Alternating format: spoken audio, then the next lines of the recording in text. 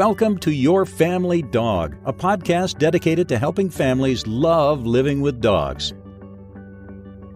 Hi, and welcome back to Your Family Dog. This is Julie Fudge Smith, and I'm here with Tina Spring. And as per usual, we got on Skype today and went, okay, what do you want to talk about? And Tina, instead of me going, oh, I don't know, what do you want to talk about? And Tina going, oh, I don't know, what do you want to talk about? Tina said, I've got a topic. So I was quite excited by that. And so what she was talking about was, how do you help your dog learn to do things that you have taught them to do, or perform things you have taught them to do in at home or in a class in a more realistic life-like situation, without either teaching them something you don't want to teach them or pushing them over the threshold so they can't possibly learn what you want them to learn at the time. So I know that sounds kind of like trainer talk, so we're going to break that down for you. But let me just give you a quick example, and then I'm going to let Tina run with the whole thing.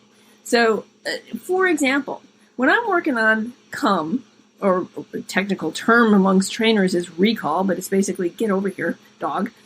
When I'm working on come with my dogs, we don't start in the middle of a wide open field that's populated by bunnies and squirrels and and deer poop and all kinds of wonderful distractions. When I start working on come with my dog, it's in a much more controlled environment, and it's generally inside, and I will see my dog trotting towards me, and I'll say, oh, Zuzu, come! As she's running towards me or coming towards me, she gets to me, and it's a little party. Oh, what a good girl! And we have a little treat. So I begin to reward her as she begins to make these decisions to come to me. So if every time she comes to me, she's rewarded in some way, shape, or form, she's going to come to me a lot more often. And every time I see her coming towards me, I use her recall word, which in this particular case is come. You can use here, you can use whatever you want, but I happen to use come.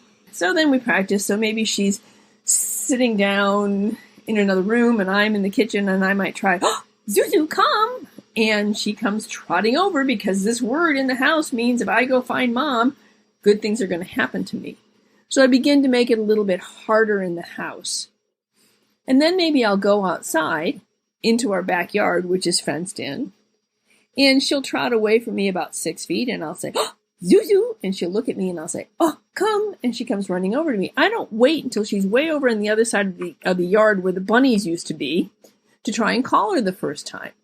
I add these distractions in slowly, and rewarding her well, especially as the distractions or the situation gets more difficult, I give her a better reward, because it's harder to come to mom outside, because I know that the bunnies were over in that northeast corner, mom, and I'd like to go find out if they're still there. When she does come to me, she gets a really great reward. So you add in these real life scenarios in manageable chunks, rewarding really well for doing perhaps what seems like a routine behavior, but under a more difficult circumstances. So that's just kind of one example of come. And the other thing is understand what your dog can, not only what you think they can do, but what can't they do. One of the big mistakes I find with come is that owners will ask their dogs to come when they know, they'll tell me, oh, she'll never come, or there's a 99% chance my dog will never come. Then why are you asking the dog to do something that he's not prepared to do? So what this is all about is, if we want to teach our dogs to be really reliable with whatever behavior it is we're teaching them, how do we do that? How do we build in that reliability so that we don't ask our dogs to do more than what they can do under any given circumstance, but add in more complicated environmental factors, and also to guarantee that we're teaching what we want to teach? Because maybe, as Tina she'll probably use the scatter kibble example, you want to make sure that what you're teaching the dog is what you want it to learn, which is, I scatter the kibble, you go over, and I release you to go, and you go and look at it, instead of teaching the dog, wait a minute, scatter kibble must mean there's something I'm not supposed to look at, so I want to go and look for it. So that's sort of the essence, is how do you use thresholds? How do you not go over threshold? how do you teach your dog to understand what's expected in more realistic environments? So there you go, Tina. That's your setup. Well, that was an excellent set of examples. So I was talking to a client this morning in South Carolina. A big shout out to Meredith and her family. And she's making extraordinary progress with a dog who has been leash reactive with other dogs. She also has some dog reactivity when she's in the car, but only when they're going slow, not when they're going quickly. Maybe when they're going slow, the dog notices things more. That may be one thing. But also, too, when they're going quickly, maybe there's a little bit of upset tummy, and I'm a lot more focused on my tummy than I am on what's going by the window. Maybe she doesn't seem to have any car sickness. I think probably it's something we saw with my parents showing dogs, right? When you start getting to surface streets, they're like, hey, where are we going? So they just, in my experience, are much more aware of the environment than when you're on the interstate. So Sweet Piper has a really good auto check-in with her handler now, and a lot more impulse control. And we've stopped kind of the tight leash and some of the bad habits that we were in, just trying to control the dog the way, most of us do when the dog is doing something that we're uncomfortable with or we don't want them to repeat. So she had worked with a local trainer. They had done a really good job. Now they needed the next layer of support. So that's why she called me in. So I taught her a couple of exercises and said, I want you to work on those. And then when you hit this benchmark, schedule the next appointment and we'll go from there. So today was that follow-up appointment. So I taught her a couple of new exercises, and then we talked about how to get deeper into the exercises she was already doing. So Piper has gone from a dog who could not take food outside to now a dog who can take food outside, which was huge. The dog went from being over threshold just from being outside to being under threshold outside. We can tell that because she gently and kindly is taking treats of a variety of different orders of magnitude, right? Chicken versus pork versus cheese versus kibble. And she also just last week got to the point that when they went outside, she would pick up a stick and lay down and chew on the stick and play with it. So again, we have a different layer of relaxation. The dog's not falling asleep in the sun, but she can chew on a stick and hang out. And that's pretty darn relaxed, right? Like you have to have a lot of bandwidth to be able to play. So her freak out tube is not full. She is not over threshold. She is much more relaxed. So Meredith's like, okay, what do we do next? Because it is different doing the exercises in your house, in your yard, in the immediate area around your home versus kind of real life, right? Where there are kids on bikes and there's dogs and there's this and there's that. And suddenly, like in a perfect world, it would go a really slow adjustment into more activity. Meredith lives in Charleston. So right now, there's not a lot of tourists. There's not a lot of people visiting. So it is a quieter environment as the weather starts improving, as it does here in the South. Literally, that is that rheostat. On pretty days, everyone will be riding their bikes and walking their dogs.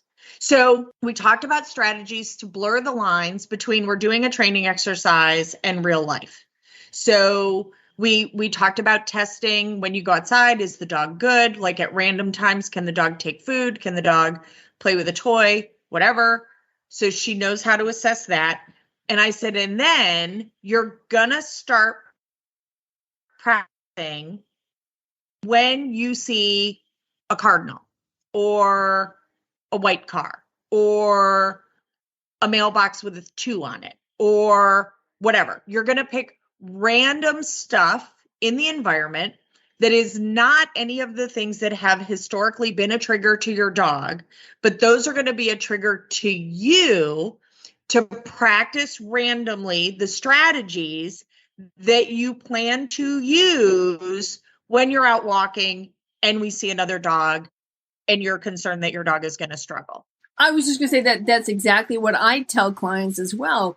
One of the things I want you to do is I want you to have environmental cues that tell you it's time to practice a certain behavior or get your dog to look at you or whatever, because you want the dog to associate the cue with looking at you, not what's going on.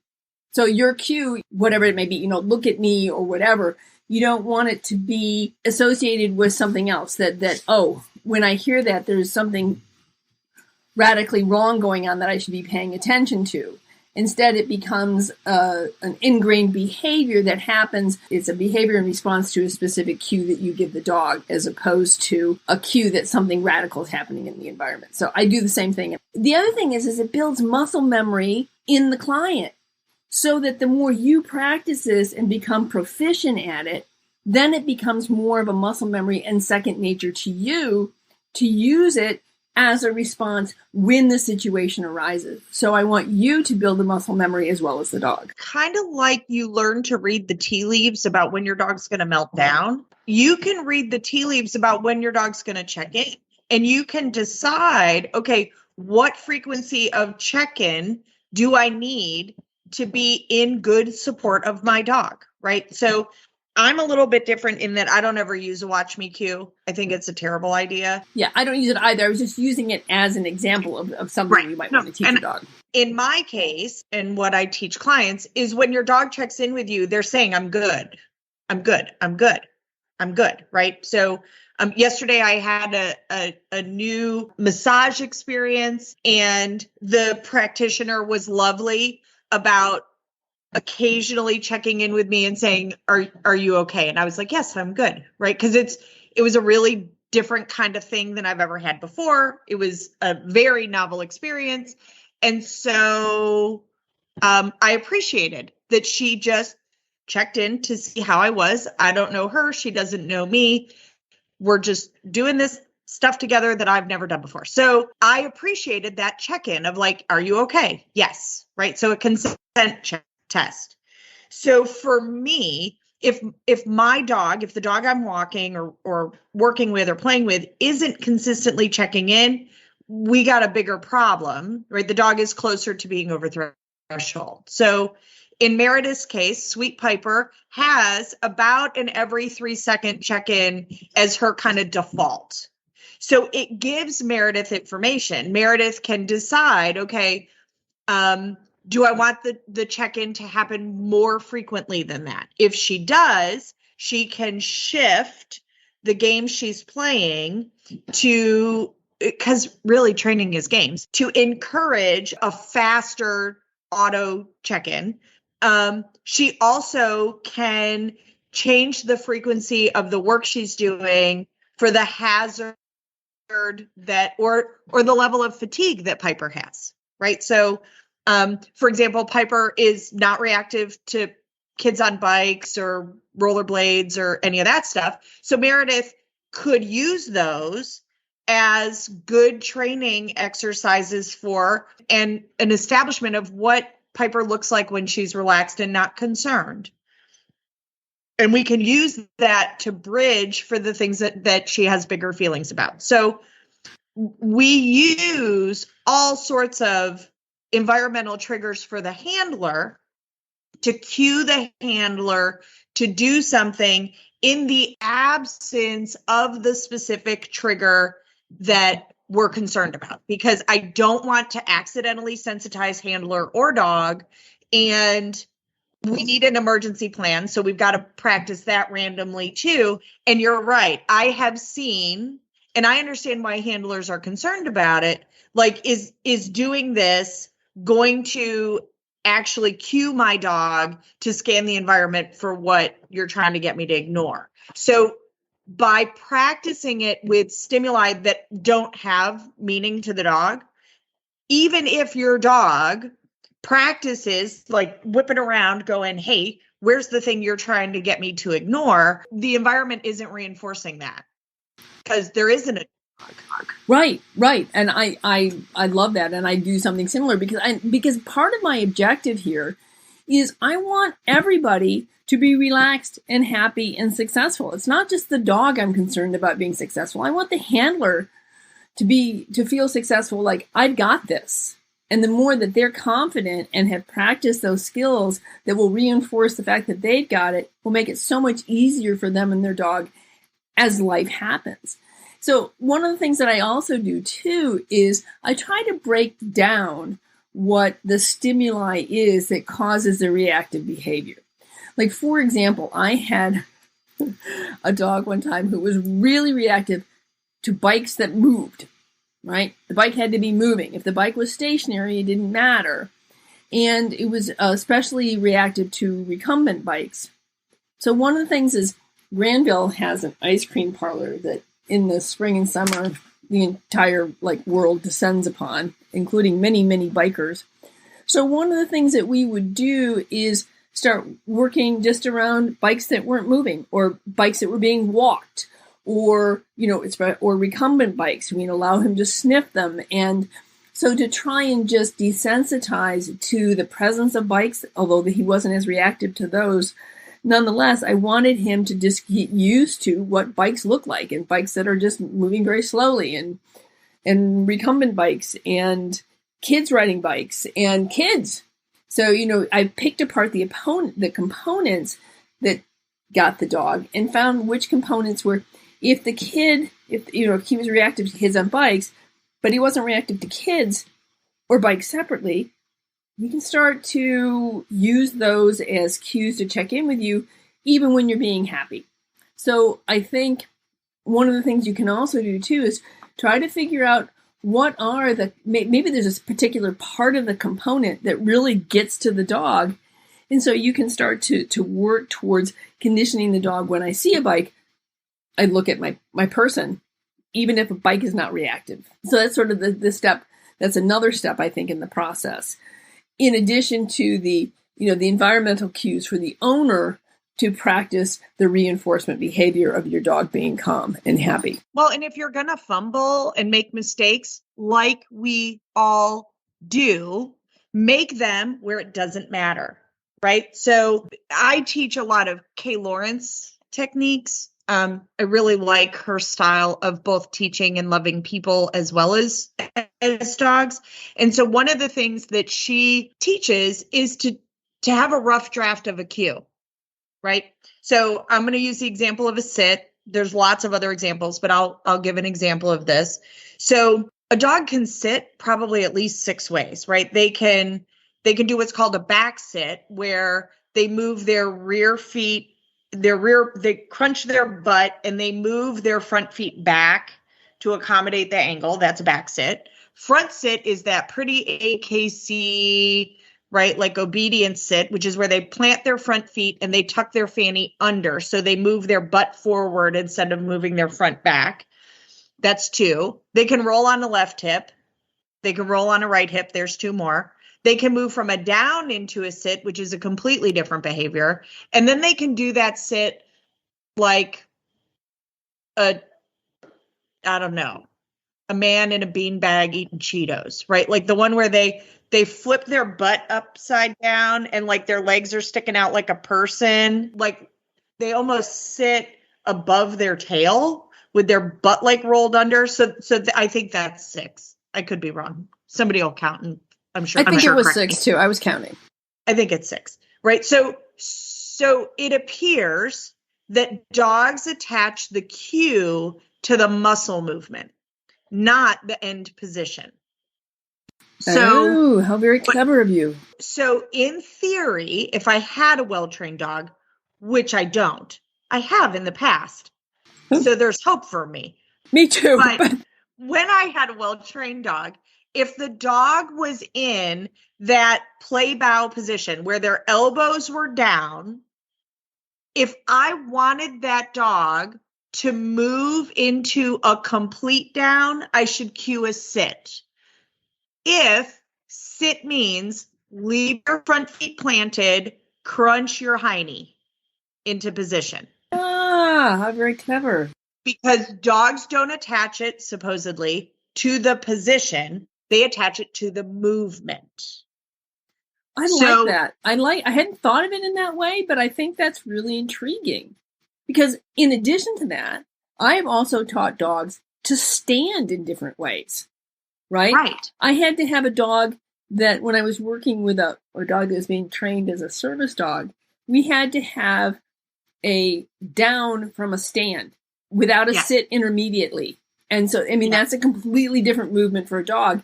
And then I also had to teach a dog to stand up in place and not move forward. And that's completely different than getting up from a down or getting up from a sit. And we used for that cue was stand up. So so he would arise differently. If I just said stand, he would stay there. If I said stand up, he would raise himself up from laying down into a stand.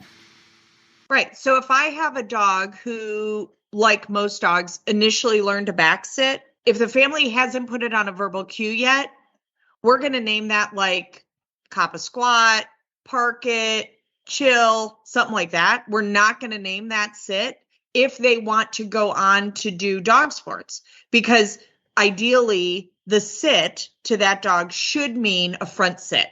It's a more precise position for the dog, right? So it's why there's a difference between a down and a drop on recall. Anybody who does AKC obedience will know the differentiations between those. Now, again, the average family, it probably doesn't really matter. I don't particularly care whether, well, that's a lie. I do sometimes care which one Dovey does, because he's like 3.5 miles long. And so if he back sits, he's pulling on my arm because he's sitting in Jackson County and I'm in Clark County. And that's a bit of a stretch. So because he's just such a long dog, right? He's so big. For the terrier, doesn't really matter. It doesn't really matter. So for me, sometimes getting off into those technical weeds is just cumbersome, but sometimes it's magical too, right? To be able to cue the specific response you want and how, not just where I want the dog to end up, but how I want the dog to get there. And sometimes it doesn't matter, but sometimes it does matter. So I could make a cogent argument that leash reactivity to a squirrel or to a dog or to kids on bikes is actually, we've taught a sequence, right? From the dog's perspective, the child on the bike means yell your fool head off, because obviously this is the invasion of the beaches of Normandy. Like, this is a terrifying dragon. Everyone must be alerted to the problem. The dog is doing a community service. So I teach sequencing all day long. Like, when I approach your crate, that means down. I don't stand there telling the dog to down. I just approach the crate. When you're in a down, if you get up, I walk away from the crate. It's just cause and effect. The dog very quickly is like, oh, I better lay down, or she forgets to let me out because she's obviously, struggling with her mental health. So I think Dovey is just agreeing that you're struggling with your mental health. I know that my dogs look at me sometimes like, are you serious? What do you mean? When I have to I have to sit in my crate, I have to sit at the door, I have to, what the heck are you doing?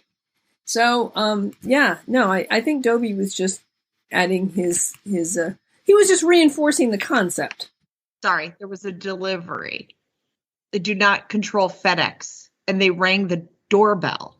What? They rang the doorbell? How dare they? What's hysterical is the Doberman, who I am desperately trying to keep quiet on a rainy day, did not say a peep. He's still invested in his beef cheek he's got in there. It was the other three who were like, alert! We're being invaded. Which, just as a complete aside, because, we've derailed a couple of times here, so we're going to derail again. Brad sent me a meme on Facebook. It was 3 cute little terrier mixes sitting on their beds, their little soft beds, and it said, what was it? Non-electric doorbells sitting on their chargers. Right. Yeah.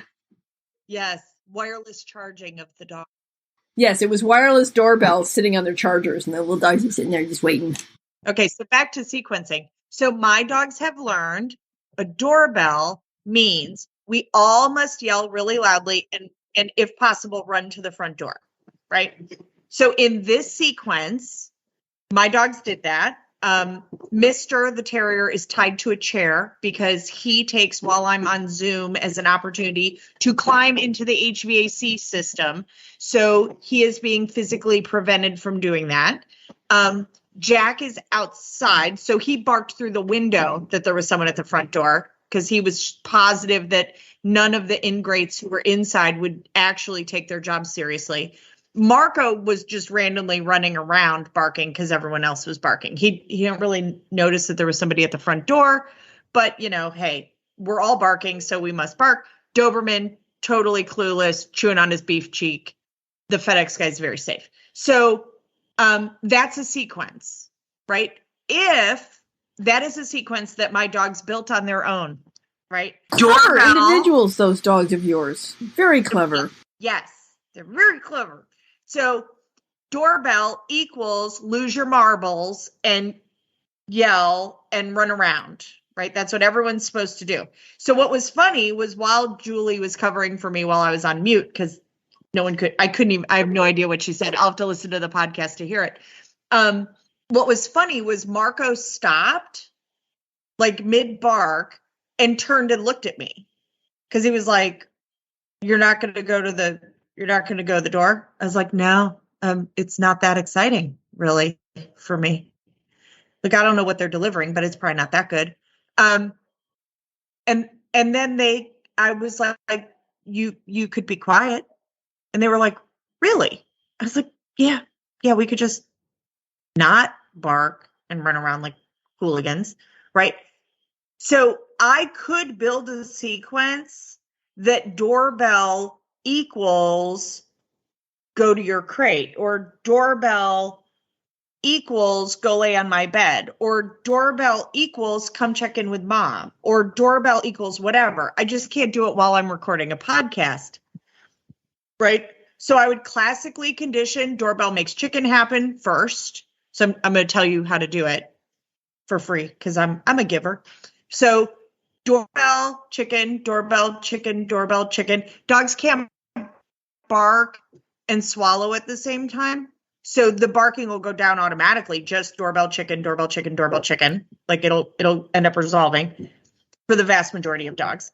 Then if my long-term goal is to teach the dog when the doorbell rings, go to your crate, then I also have to have some sort of cue for go to the crate. In our household, that's bedtime. So my dogs, when we say it's bedtime, they go to their crates.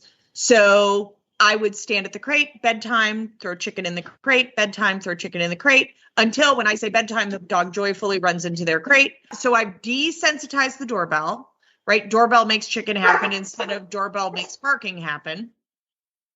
I've already conditioned bedtime means go to your crate. So now I want to teach the dog that doorbell means bedtime, go to your crate, right? So I'm not telling the dog not to bark, by the way. I'm giving them something different to do. They might bark while they're running to their crate. That's okay. At least they're not running toward the door barking. And they're not arguing with each other. They're headed to their crates. So then I use a sample sound off my phone, usually YouTube, to be doorbell sound effect. I say bedtime, pay in the crate. Doorbell sound effect, bedtime, pay in the crate. Until when the doorbell sound effect happens, the dog heads to the crate on their own. Now I know we've got this on the run. So now we have a behavior that's built. It's at the very beginning stages, but we are not ready to go live, right? It's very fragile. So I'm going to take 2 steps away from the crate, doorbell sound effect, go to the crate, right? We're going to do thousands of repetitions. So now we're ready to start making it a broader understanding. The learning's fragile. We're going to work to strengthen it, right? You have to feed your dog anyway. You could totally do it with handfuls of dog food into the crate. It works out great. If you have a multiple dog household, 1 dog at a time, please, so that we don't have any conflicts.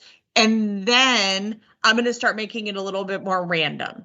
So I might say, okay, I'm going to set a timer on my phone that's silent, that maybe just is like giving me a notification at random times to practice our doorbell sounds on my phone. and to reinforce the dog for going to their crate, helping them if they need more support. Because my goal is that we're not practicing it 3 times a week when FedEx, HelloFresh, or Amazon ring my doorbell. Instead, we want to practice it a bunch of times every day so the dog gets really good at it. So that it doesn't become cued to a certain time of the day.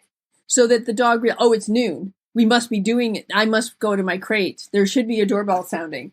So you want to do it at random times and, throughout the day and maybe even, having the doorbell, they're in different rooms. So they're not always in the kitchen when this happens.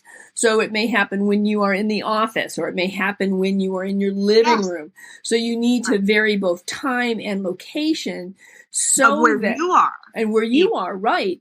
So that it becomes a genuine cue that means no matter where I am or who I'm with or what's going on, I run to my crate for chicken. Yes. And from the very first time I condition the doorbell making chicken happen, or cheese, or whatever you're going to use, or bedtime, meaning go to your crate, right? From the time I bridge that sequence, anytime it happens, even if it wasn't one that I planned, it was one that the universe gave me, I'm going to still do the repetitions.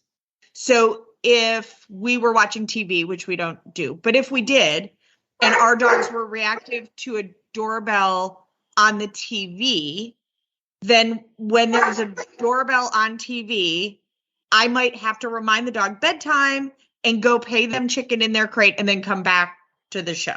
The good news is you can almost always pause something. So I can use the real life examples that are not the actual doorbell. It's a virtual doorbell to reinforce practicing the behavior. So it's, what do we do when it's real? Well, once you've got it started, you treat every repetition like it's real.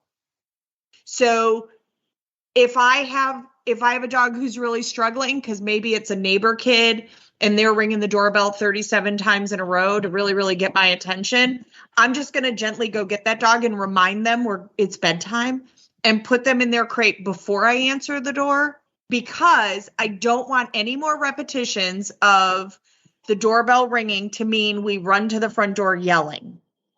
I want them ideally to end up in their crate, and it can be ugly but effective.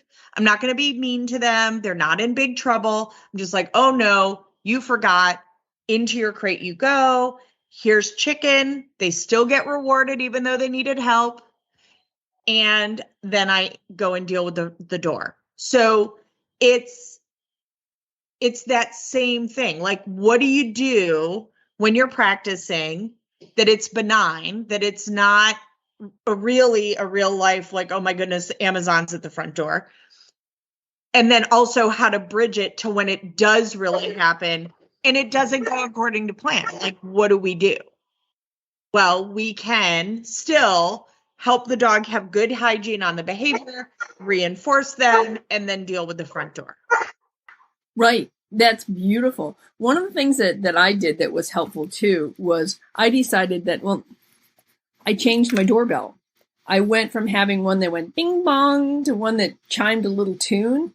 And so it was nice because we could start with sort of a clean slate, so that the doorbell meant, look at me, or it meant chicken. And since we switched over to a new doorbell, it was really nice because we didn't have an ingrained behavior barking at that sound.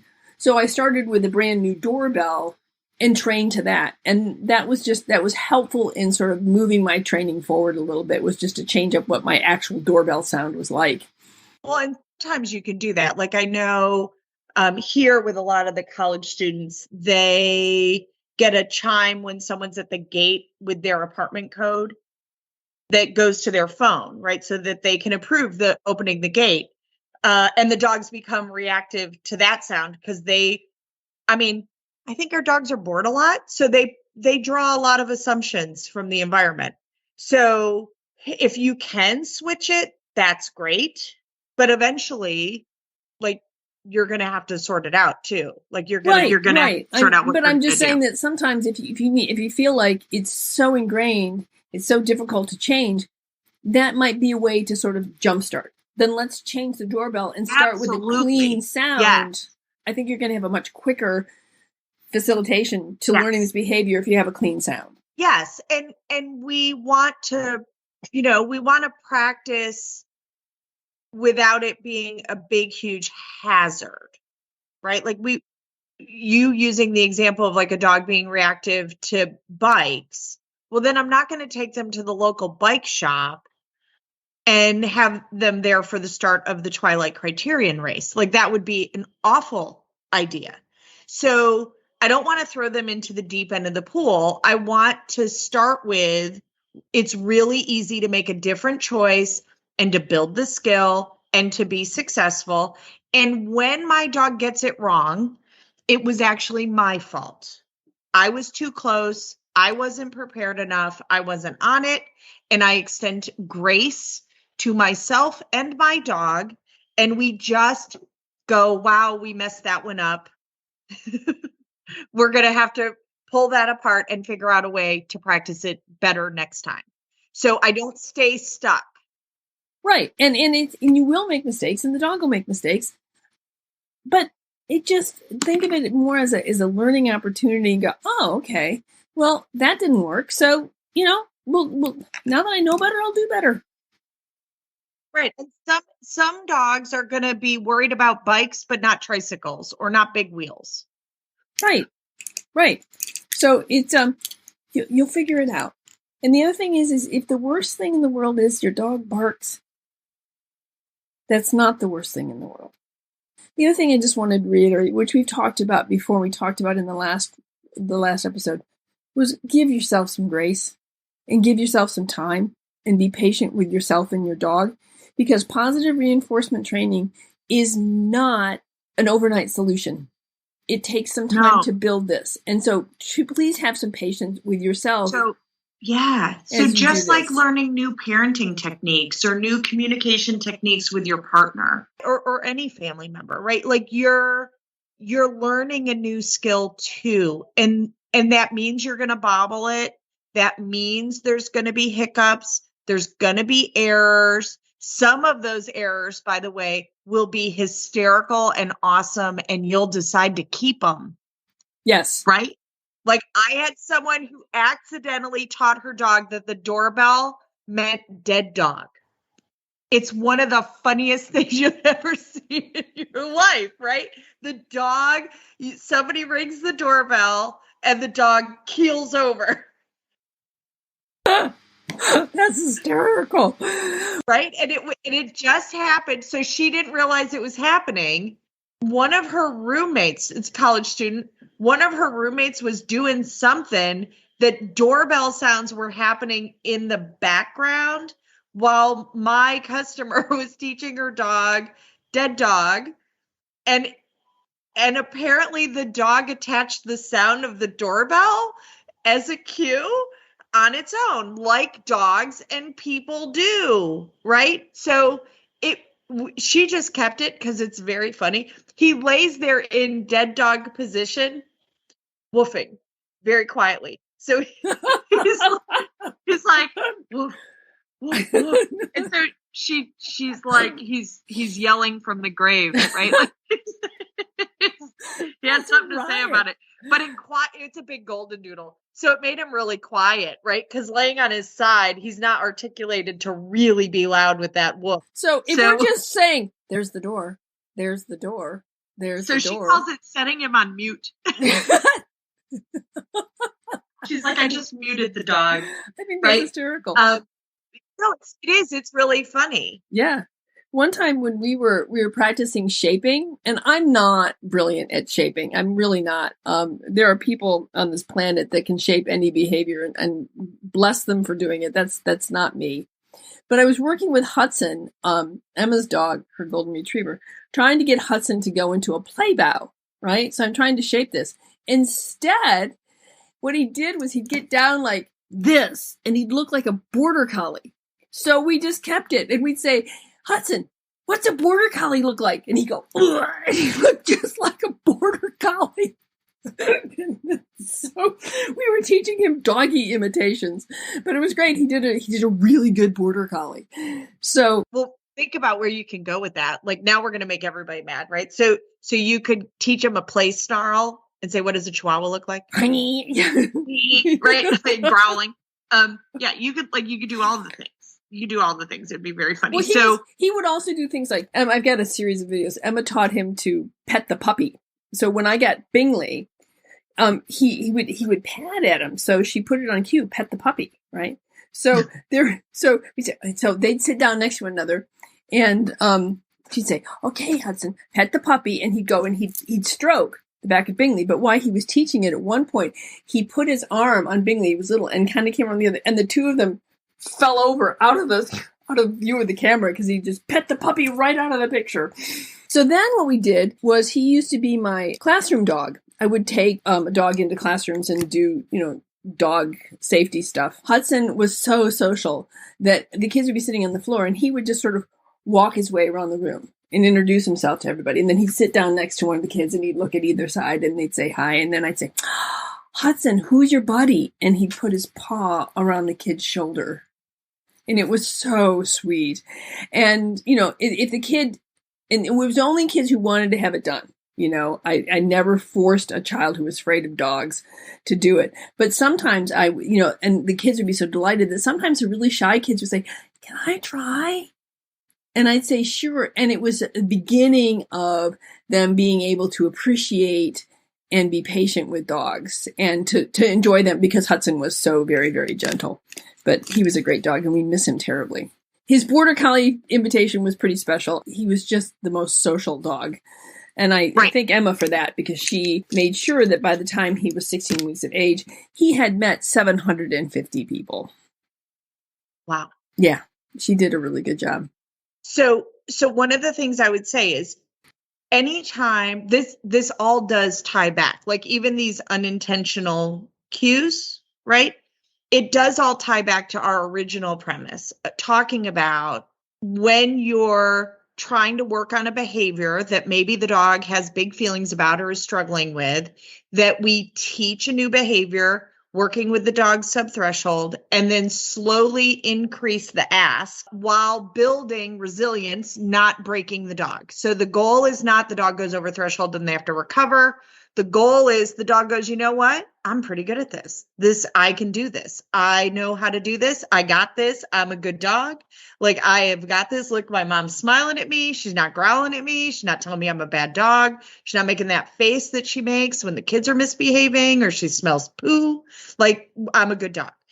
And you might, in the process, if you find that you accidentally taught your dog to be hyper aware of cardinals, redbirds, because that was the trigger that you were using for your behavior, you might need to get back in touch with your trainer, go back to the drawing board and go, okay, my arousal's too high. Right now I'm worried about, the silly cardinals, and you didn't make a mistake with the stimuli that you're most concerned about.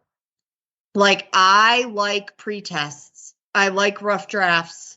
So having a rough draft of not only, okay, if we mess it up, we didn't screw up the big challenge, but also, what are we going to do when we get surprised? Because the world's full of surprises.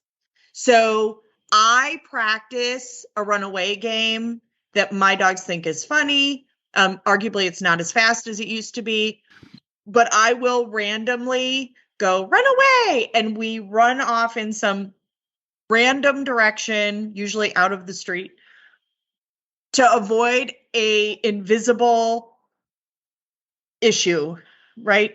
So the same thing. I might do it if I see a squirrel somewhere, or I might be listening to a podcast, and if a specific word gets said or a specific idea gets alluded to, I'm going to choose that as my target. So from the dog's perspective, it appears random, but it's not. It's not tied to, hey, I'm trying to convince you to ignore the scary kid on the bike.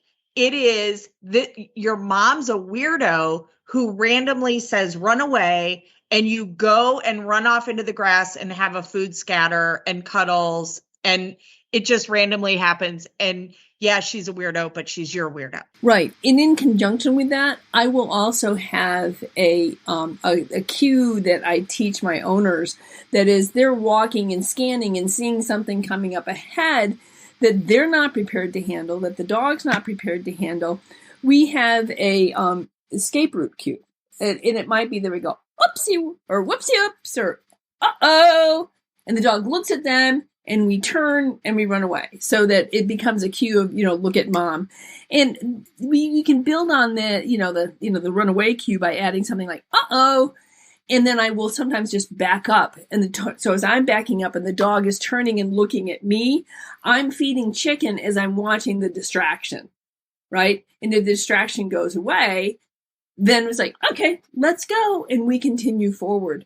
So there's lots of things you can do that make it fun and engaging for your dog to be with you, but also help you to manage those things that they come your way. They just pop up, and there's not a whole lot you can do about that except find a way that you're comfortable with and that your dog's comfortable with. Right. So we all practice fire drills, hoping and praying that there will never be a fire, right? We do all sorts of things that way, right? Like, we practice what we would do if it was a problem and pray that there is never that problem. Like that's the point of insurance, right? We hope we never get in a car accident, but if we do, that's our recovery plan, right? So it's the same way in behavior. So for example, when new customers are oriented to training in the location where I train, we talk about what we do if there's a fire drill. We talk about what we do if there was some sort of other scary situation. They know what the plan is. We don't practice it. We don't beleaguer it, but we do talk about it so that if something were to happen, which I don't ever anticipate having happen, we have a plan and they know I've thought it through. Right? When you get on a plane, they go through the safety thing for a reason. When you get on a cruise ship, the first whole half of the first day is going over all the safety stuff. There's a reason. There's a reason your kids practice fire drills in the school, on the bus, whatever. So I think with our dogs, we forget that we need to practice in the rough drafts way more fire drills, way fewer fires. So that's the key. And what I often see is what I refer to as target fixation, which is the person forgets that intermediate step. And so they try to go from a completely sterile environment where the dog is a rock star and can only get it right and now we go to the farmer's market and it's all sideways and it's awful. And we're with a group of 37 people and the dog's melting down and I can't get my kumquats and it's a bad day. So it's like, oh, well, did you sometimes I have to hold back saying, well, like that there's a lot of distance between those two. Like, did you try something halfway? So a good way, there's a couple of good ways to score yourself on how you're doing on this. First, if your dog's response when seeing the kid on the bike or the other dog or a person or the squirrel or whatever, if you took the position of being the experiencer of that response, would you think to yourself like, wow, this is a safe and friendly and kind, gentle experience, or would that be off-putting to be on the receiving end of that? If it's off-putting, then you still have work to do before the dog can be put in that situation. And then additionally, if especially a new dog, I have a family right now who's doing this with a new dog, that they love him and he's great and they're trying to make up for lost time. So they're taking him into situations that he is not at all prepared for. And he's a really nice dog. So they kind of assume he'll just sort it out. And I'm like, no, that's not how we do that, right? We don't assume that everything's going to be awesome. What I want you to do is take an inventory. What would Carmichael need to be able to navigate to handle this situation? And what are we going to do if he fails? Like, does he have those skills already? Have you seen them demonstrated? Have you taught him? And if you haven't, even if you have, if you have all those skills, great, you may proceed to step 2. But then what are we going to do if Carmichael just has a bad day and it all goes sideways? Then what are you going to do? Because if you're in one car with 6 other people and the other 5 people are really invested in whatever that activity is, and you have a dog who's losing his marbles, you can't escape. Like, you're not going to ditch the 5 people to take the dog home. So sometimes I see people pinch themselves that way, where they just get into the deep end of the pool when, the dog still has a snorkel and a life jacket and swimmies on. It's like he's not ready. Like, and I don't like learning through failure. I much prefer a model where we learn through success. Yes, I think we all would. Because the problem with learning through failure is sometimes we're not learning what we think we're learning, and that we're learning behaviors that are not going to be functional for the dog. So, yeah, I agree.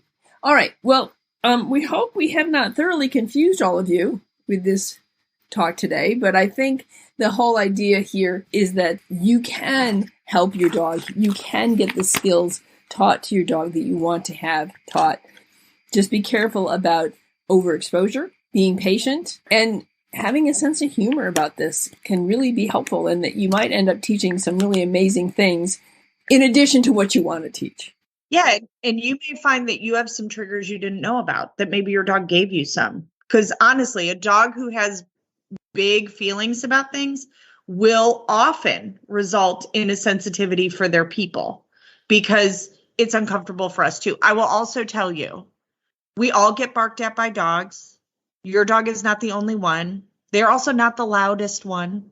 And they are not a bad dog because they're barking. They're being a dog because they're barking. So that is part of why we have them, right? For goodness sakes, if something on the next street was on fire, you would want your dog to bark and not listen to you when you tell him to be quiet, because you would need to know about a real hazard.